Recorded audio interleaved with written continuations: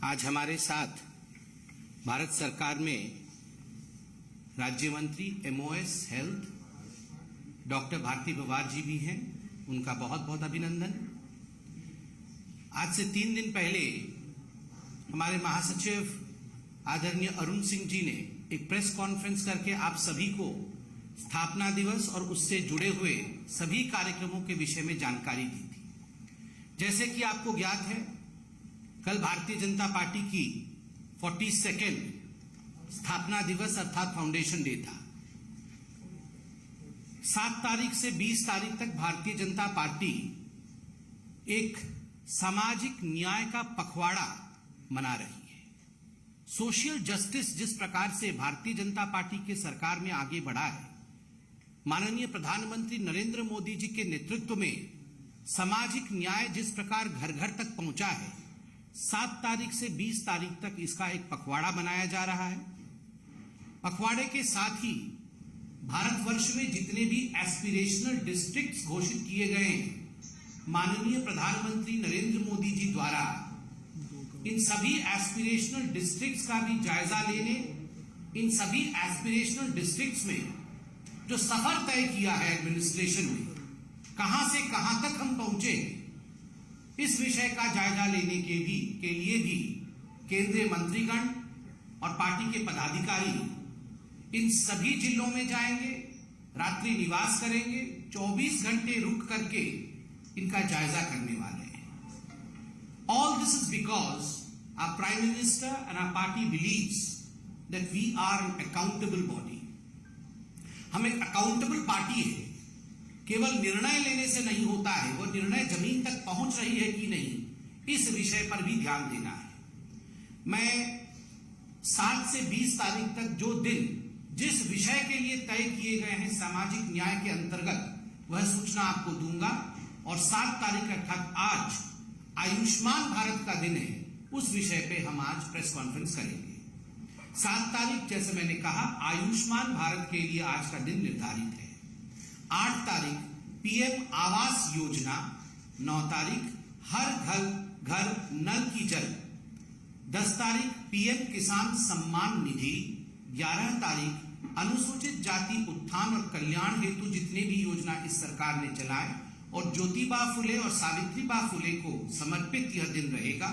छात्रावासों में जाकर हमारे कार्यकर्ता, हमारे मंत्री वहां अनुसूचित जाति के लिए क्या कल्याणकारी योजनाएं लागू की गई है, इन विषयों में चर्चा करेंगे। 12 अप्रैल को 12 साल से छोटे और 12 साल तक के बच्चों के लिए जो वैक्सीनेशन कोरोना का चल रहा है, उस विषय पर विशेष ध्यान पार्टी के हमारे कार्यकर्ताओं का रहेगा, मंत्रियों का रहेगा।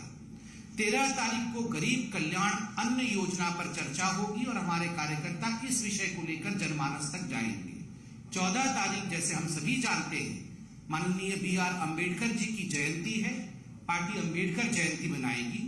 15 तारीख को ट्राइबल वेलफेयर जनजाति कल्याण का विषय है, जो ट्राइबल छात्रावास हैं उनमें जाकर के जो कल्याण योग्य कार्यक्रम रहे होंगे, उन विषय पर हम चर्चा करेंगे। 16 तारीख को श्रमिक एवं असंगठित क्षेत्र में ई श्रम कार्ड के वितरण के विषय में चिंतन किया जाएगा और किस प्रकार से ई श्रम कार्ड का रजिस्ट्रेशन में बढ़ोतरी हो, उस विषय को आगे बढ़ाएंगे। 17 तारीख को वित्तीय सुधार, the financial reforms with which the Modi government has worked as yet, इन विषयों पे हम चर्चा करेंगे, इन विषयों पर हम बल देंगे, इन विषयों तक को जमीन तक लेकर जाएंगे। 18 तारीख होगा स्वच्छ भारत अभियान के लिए और 19 तारीख होगा पोषण अभियान के लिए। 20 अर्थात the concluding day of the fortnight, जो पखवाड़ा है उसका कंक्लूडिंग डे 20 को होगा और 20 अप्रैल होगा आजादी का अमृत महोत्सव और हमारे स्वतंत्रता सेनानियों के लिए, mostly for the unsung heroes, जिनको हमने भुला दिया है, जिन स्वतंत्रता सेनानियों को समाज ने भुला दिया है, उनको याद करना, उनको अपने स्मृति पटल पर पुनः जागृत करना, यह विषय होगा। और जैसे मैंने कहा आज 7 तारीख है, आज का विषय आयुष्मान भारत का है। बंधुगण, आयुष्मान भारत कोई साधारण विषय नहीं।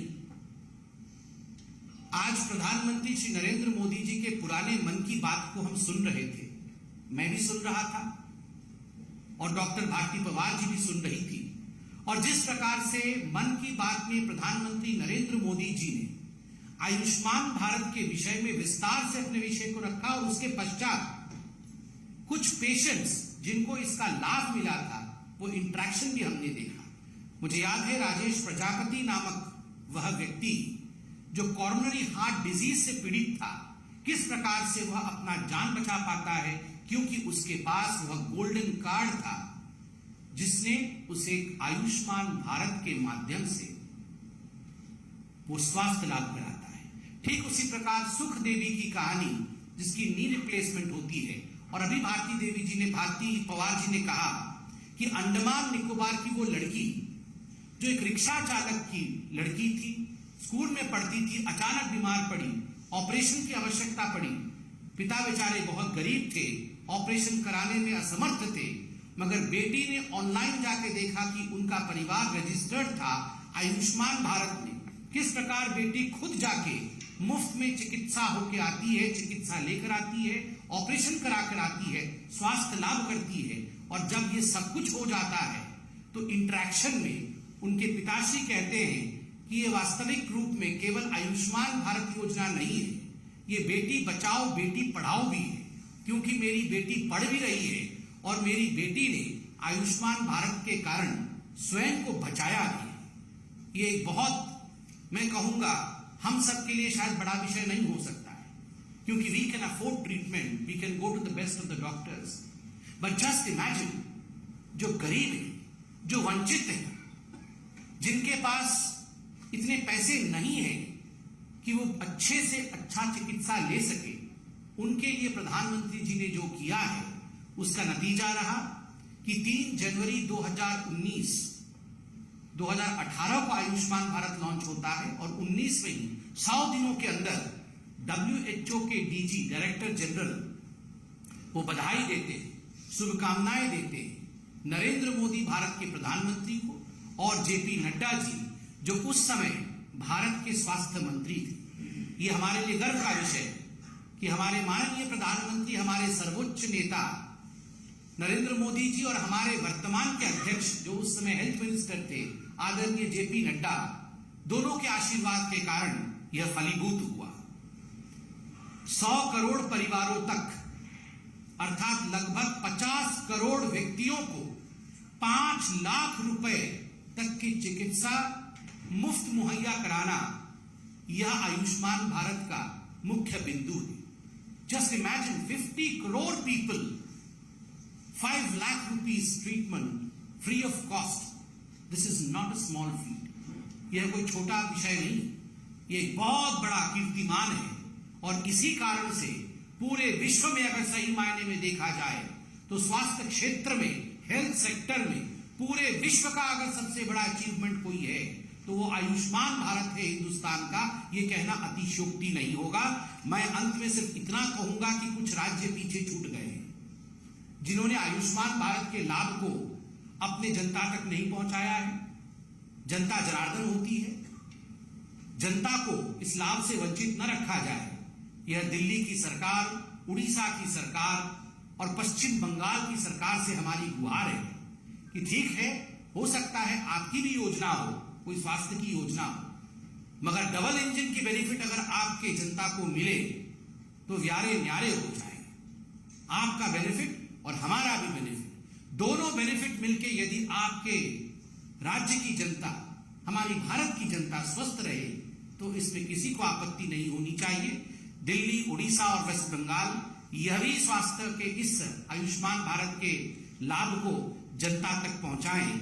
और अभी जैसे मुझे डॉक्टर साहब ने बताया कि लगभग 3.3 करोड़ लोगों को यह सुविधा दे जा चुकी है। अभी तक आयुष्मान भारत की जो सुविधा है वो 3.3 करोड़ लोगों तक पहुंचाई जा चुकी है, और लगभग 38,000 करोड़ रुपया अभी तक भारत सरकार ने इस बाबत खर्च किया है। अब मैं निवेदन करूंगा डॉक्टर भारती पवार जी से कि she will please brief you on the nitty gritty and the fineness of Ayushman Bharat Yojana. Thank you so much. Over to Bharati जी।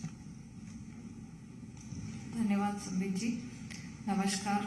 आज महत्वपूर्ण सब्जेक्ट है जो कि हम हमारे हेल्थ स्ट्रक्चर को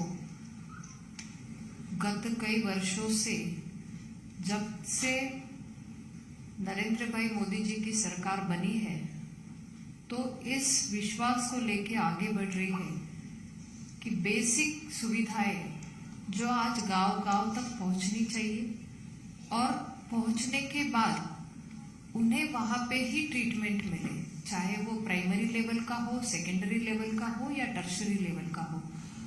उस मायने में आज हमारी सरकार काम कर रही है। मुझे इस बात को लेके खुशी है कि आज गांव में भी जाएंगे तो पीएचसी है, सीएचसी है, हमारा डिस्ट्रिक्ट हॉस्पिटल है, वहां तक सुविधा बढ़ाने के लिए पीएम आयुष्मान भारत जैसी योजना, जिसमें कि पीएम आयुष्मान भारत में हेल्थ एंड वेलनेस सेंटर बनने चाहिए। ये हेल्थ एंड वेलनेस सेंटर ऐसी सुविधा प्रदान करेंगे कि जो ग्रामीण क्षेत्र में उसी जगह वही लोगों को ये सुविधा देंगे, जिसमें कई सारे टेस्ट बढ़े हैं, कई सारे डॉक्टर्स के विजिट बढ़े हैं, चाहे वहां टेलीकंसल्टेशन ले सकते हैं, एक एक्सपर्ट की ओपिनियन वहां मिल सकती है। इस हिसाब से ये हेल्थ एंड वेलनेस सेंटर है, योगा है, मेडिसिन है, आयुर्वेदा है, ये इंटीग्रेशन भी वहां मेंटेन किया है। उसके बाद अगर उन्हें कुछ सुविधा सेकेंडरी लेवल को मिलनी है या टर्शरी लेवल को मिलनी है, वो भी सुविधा देने के लिए सरकार प्रतिबद्ध है।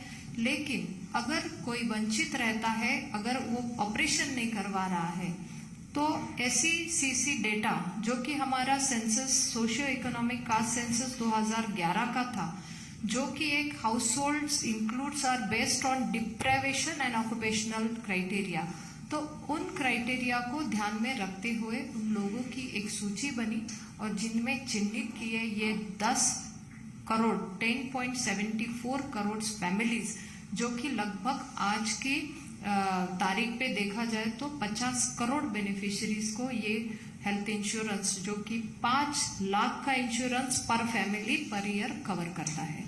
इसमें बड़ी बात यह है कि जो भी ऑपरेशन सर्जरी करवाने हैं, इसके लिए कुछ अस्पताल एम्पैनल्ड किए हैं, कुछ वहां पे नंबर दिए हैं, प्रोटोकॉल बने हैं, सर्जरीज करेंगे, ट्रीटमेंट करेंगे, और वो सभी सर्जरीज इंक्लूड किए हैं जो कि आम आदमी को, जो कि एक सामान्य परिवार को चिंतित करती है। लगभग आज के दिन में देखा जाए तो ऐसी 1670 ऐसी प्रोसीजर्स है जो कि इसमें कर सकते हैं और पेशेंट इसके लाभ ले रहे हैं। आज कई अस्पताल इसमें जुड़े हैं, जैसे कि कहा कुछ 3 राज्यों को छोड़ के, उड़ीसा, दिल्ली और पश्चिम बंगाल को छोड़ के हमारे बाकी राज्यों और यूटीज में ये योजना अच्छा काम कर रही है। स्टेट और सेंट्रल गवर्नमेंट के साथ मिली ये योजना है, तो अगर कुछ एडिशनल भी बेनिफिशियरीज आते हैं, वो स्टेट्स की लिस्ट में आते हैं, तो वो भी स्टेट के थ्रू इस योजना में जुड़े हैं, लेकिन वो स्टेट के शेयर में आएंगे। अभी आज तक हमारे लगभग 17 करोड़ कार्ड्स ऐसे हैं कि जो दिए गए हैं, लेकिन क्या कार्ड नहीं है तो ट्रीटमेंट नहीं है, ऐसी बात नहीं होगी। जो भी ऑनलाइन देखते हैं, अगर उस ट्रीटमेंट में चाहते हैं ये होना है, नाम बेनिफिशियरीज की लिस्ट में है, तो वो ट्रीटमेंट उस अस्पताल में जाके लेंगे। आज तक लगभग हमारे 25,800 अस्पताल है जो कि एम्पैनल्ड हुए हैं अलग अलग हमारे राज्यों में, जो कि एक ये कैशलेस एक्सेस है। तो बेनिफिशियरीज को कहीं भी, अगर भारत भर में समझो मेरा महाराष्ट्र से कोई पेशेंट है और तुरंत उसे दिल्ली में कार्ड है और ट्रीटमेंट लेनी है, तो वो ट्रीटमेंट ले सकता है एम्पैनल्ड हॉस्पिटल में।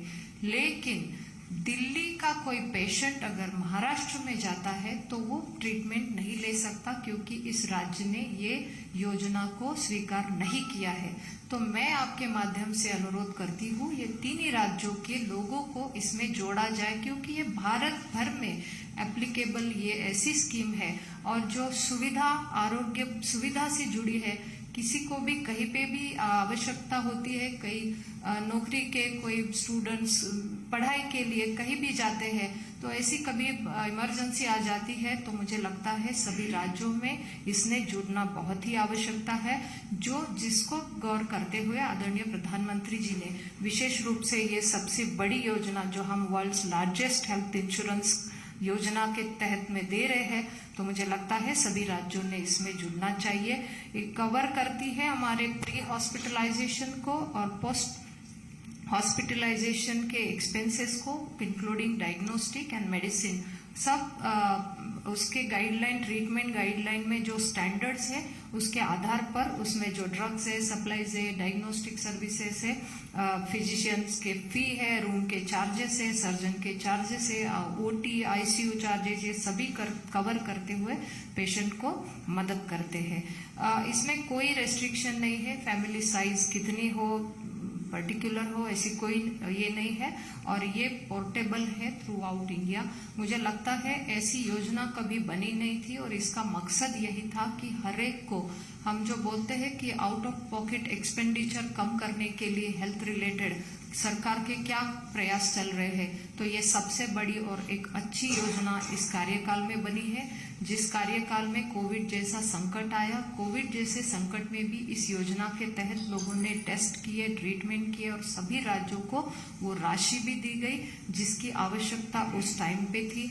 मैं यही कहूंगी कि ये योजना के माध्यम से जैसे प्राइमरी, सेकेंडरी, टर्शरी और भविष्य में भी प्राइमरी हो या टर्शरी हो, इस कंसर्न करते हुए पीएम प्रधानमंत्री Ayushman Bharat health infrastructure mission, जो कि एक बड़ी ही अच्छी योजना बन रही है, जिसके तहत लैब को लेके और अच्छी सुविधा देने के लिए और एक एडवांस टेक्नोलॉजी से जुड़ा हुआ हमारा ये इंफ्रास्ट्रक्चर हेल्थ का बन रहा है, जिसमें भी यही आरोग्य की सुविधा और अच्छे से लोगों को दे पाए। और पेंडेमिक को सोचते हुए हर एक राज्य में, जिले में क्या होना चाहिए, इसको ध्यान में रखते हुए ये योजना है।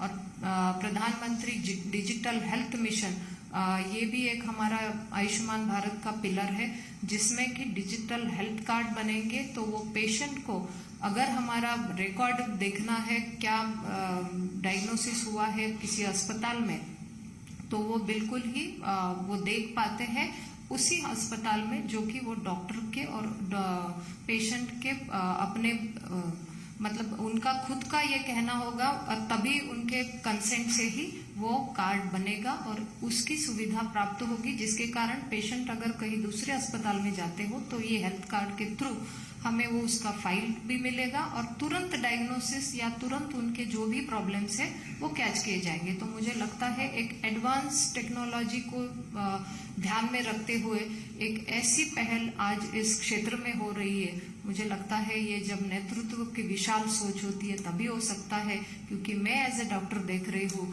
कि आज पैंडेमिक में जब कोविड आया तो वो वायरस को देखना, आइसोलेट करना, उसको टाइम देना, तो संबित जी इतना अनुभव हुआ कि हम लोग सब अननोन थे, नए थे, लेकिन भविष्य में अगर ऐसे पैंडेमिक ऐसा कुछ वायरस आता है तो BSL 3 लैब का भी इस PM अभियान में इंफ्रास्ट्रक्चर में ऐसी 4 लैब है जो मोबाइल लैब है, जो कि कहती है कि ये लैब उसी जगह पे जाएगी तुरंत कि जहां समझो कुछ खतरा है, कुछ नया वायरस आया है, तो वो जाके उसी जगह पे वो तुरंत जांच करेगी, ताकि वो एरिया भी कंटेमिनेशन से हम लोग रोक पाएंगे और वहीं पे उसका इलाज भी तुरंत दे पाएंगे। तो मुझे लगता है इतनी सोच और इतनी पैंडेमिक को सोचते हुए एक अच्छी हमारी पहल है जो कि इन सभी पिलर्स में दिखती है।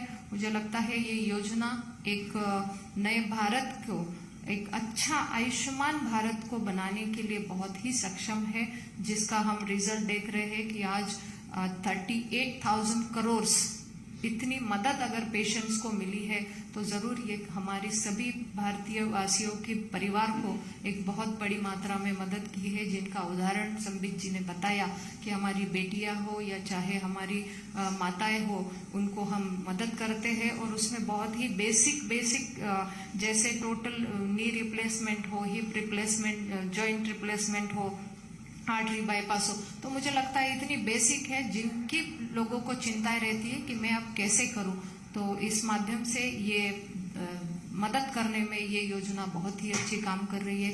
फिर एक बार मैं कहूंगी कि आपके माध्यम से जो ज्यादा मतलब इसमें काम करेंगे, जिस तरीके से हमने ठान लिया है कि इस सामाजिक न्याय पखवाड़े के दौरान भी हमारे सभी कार्यकर्ता जो कि पहुंचेंगे और इसी योजना को लेके आगे जाएंगे और जहां कार्ड नहीं है तो वो बनने के लिए वो गांव-गांव तक अवेयरनेस करेंगे कि ये माध्यम से हम कार्ड भी ले लें और उन परिवारों को भी एक तसल्ली दे कि आपके लिए ये हेल्थ इंश्योरेंस है, ताकि उन्हें समय पर ये मदद मिले। धन्यवाद। Thank you so much. कोई प्रश्न हो तो पूछ सकते हैं। सर, अखिलेश यादव ने गोरखपुर मामले में मुर्तजा को मनोरोगी बताया है और कहा है कि बीजेपी से जानबूझकर क्यों ले रही है, बड़ा चढ़ा केस कर रही है। देखिए, आज का विषय आयुष्मान भारत पे है। स्वाभाविक है कि आज प्रश्न उत्तर भी इसी विषय पर होगा। सर, पर्वतीय क्षेत्र जो है उन लोगों को इस योजना का लाभ देने के लिए किस तरीके की योजनाएं चलाई हैं?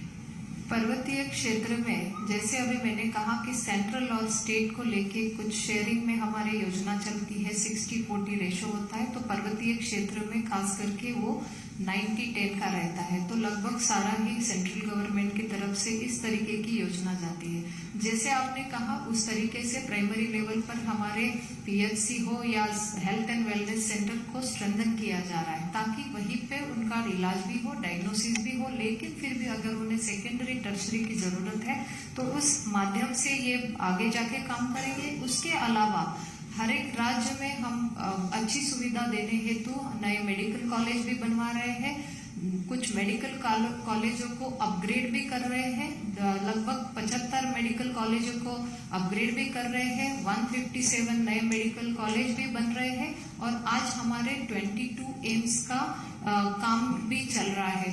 तो लगभग सभी को स्वास्थ्य को लेके वहीं पे ट्रीटमेंट मिले, चाहे वो पर्वतीय क्षेत्र हो या हमारा रेगुलर हो, सभी को अच्छा सुविधा मिले। जम्मू कश्मीर में भी क्या मेडिकल कॉलेज बन रहे हैं? जी, वहीं पे भी सभी राज्यों में प्रधानमंत्री जी की सोच तो ऐसी है कि जो एस्पिरेशनल डिस्ट्रिक्ट है, देखो कभी किसी ने सोचा नहीं होगा, मैं तो डॉक्टर हूँ इसीलिए मैं तो जब मैंने देखा कि 112 ऐसे जिलों को चिन्हित किया, तो वो चिन्हित क्यों किया? क्योंकि वहां पे कुछ काम ही नहीं हुआ था। 70 सालों से वहां पे बेसिक स्ट्रक्चर नहीं है। वहां पे मेडिकल कॉलेज तो दूर की बात, लेकिन बेसिक सुविधा मेडिकल कॉलेज के साथ अस्पतालों को और स्ट्रेंथन करना, तो उन्हें चिन्हित भी किया गया। वहां पे मेडिकल कॉलेज भी बन रहे हैं, जहां प्राइवेट भी नहीं, वहां पे गवर्नमेंट का तो बनना चाहिए। और तो और डिस्ट्रिक्ट अस्पतालों को भी स्ट्रांग किया जा रहा है। मुझे लगता है इसके कारण हमारी जो माता मृत्यु दर है वो भी, हमने जो NFHS का डेटा आया उसमें वो उसका रिजल्ट दिख रहा है कि माता मृत्यु दर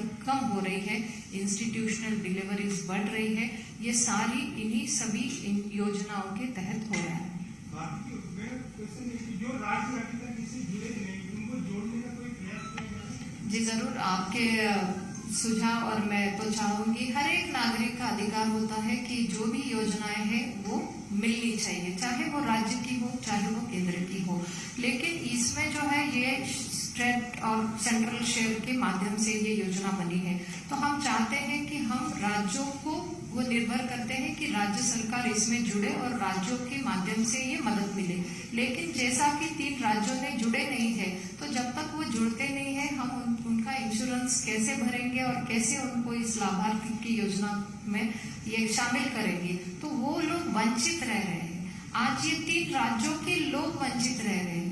लेकिन हम अगर उन 3 राज्यों में जाते हैं, बाकी राज्यों के, तो वहां पे एम्पैनल्ड हमारे अस्पताल है PMJ के, तो वो वहां पे ट्रीटमेंट दे रहे। लेकिन जो राज्य इसमें नहीं है, तो वो राज्यों के लोगों को वंचित रखा जा रहा है। इस बात का हमें दुख भी है। हमारी तरफ से चिट्ठियां भी लिखी गई है, हमने रिक्वेस्ट भी की है, लेकिन अभी वो चिट्ठियों का कोई रिप्लाई नहीं आया। आपने कहा कि 50 करोड़ लोगों को इसका लाभ मिलना है। 4.5 साल हो गई उस योजना के, सितंबर में 5 साल पूरे हो जाएंगे। केवल 16-17 करोड़ लोगों का अभी तक गोल्डन कार्ड सरकारी की पहचान हो पाई है कि है। बाकी अभी 33 करोड़ लोग या 24 करोड़ लोग, उन्हें पता ही नहीं आपको कि वो कौन है जिनको मिलना है। नहीं जी, आपका सवाल बिल्कुल सही है, लेकिन बहुत बार ऐसा होता है कि कोई भी यहाँ से योजना बनती है तो ये स्टेट के थ्रू जाती है, तो स्टेट ने भी थोड़ा उसमें जुड़ना भी चाहिए और ग्राउंड तक उसमें अवेयरनेस कैंप भी करना चाहिए। हमारी तरफ से आपके द्वारा आयुष्मान ऐसा भी एक कैंपेन चला जिसमें हमारे आशा वर्कर, पंचायत के मेंबर्स, आंगनवाड़ी सेविकाएं लगी, जिन्होंने जाके कैंपेन भी करा, नाइट कैंप्स भी किए, क्योंकि लेबर दिन में टाइम नहीं मिलता है, तो नाइट कैंप्स भी हुए जिसमें ये कार्ड बने। तो ये तो लगभग 4.7 करोड़ कार्ड्स भी बने। तो आपका कहना है, इस माध्यम से हम भी लगातार प्रयास कर रहे हैं, लेकिन फिर भी अगर कोई अस्पताल में जाते हैं, एम्पैनल्ड अस्पताल में, तो मुझे लगता है वहां पे उन्हें तुरंत मदद दी जाती है। कार्ड का कोई बंधन नहीं है, कार्ड नहीं, फिर भी वो बेनिफिशियरी लिस्ट में है। और अब तो हमने लास्ट कुछ महीनों से ये सुविधा दी है कि ग्राम लेवल तक एक लिस्ट जारी किया है, जो कि उस गांव में लगेगा और गांव के लोगों को पता चलेगा कि मेरा बेनिफिशियरी में नाम है कि नहीं। मुंबई में ओमिक्रॉन एक्सी में वेरिएंट का जो केस आया, उसको लेकर केंद्र सरकार के पास क्या नाम है, आपकी तरफ से किस तरह की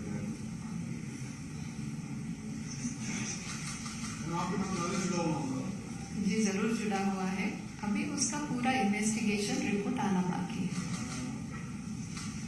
आयुष्मान कार्ड 5 लाख रुपए की लिमिट है।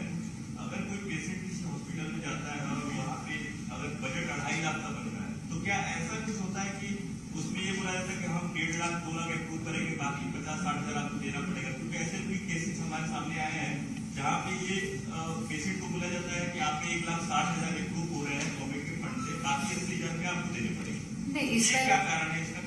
नहीं, ये जो है आपने कहा है उसका पैकेज बना हुआ है, उसके स्टैंडर्ड ट्रीटमेंट गाइडलाइंस बने हुए हैं, लेकिन फिर भी अगर गलत तरीके से कोई अस्पताल उनसे डिमांड करता है या कुछ भी उनके कंप्लेंट्स है, तो हमारी वो हेल्पलाइन पे शिकायत दर्ज करते हैं और ऐसे ग्रीवांसेस को भी हम एड्रेस करते हैं। और ऐसे ग्रीवांसेस लगभग 1.5 लाख के करीब हमारे ग्रीवांसेस भी हुए, जिसमें से 95% वो ग्रीवांस हमने रिजॉल्व भी किए हैं, जिसमें वो भी आपने कहा वो भी प्रॉब्लम था। Thank you very much friends. Thank you.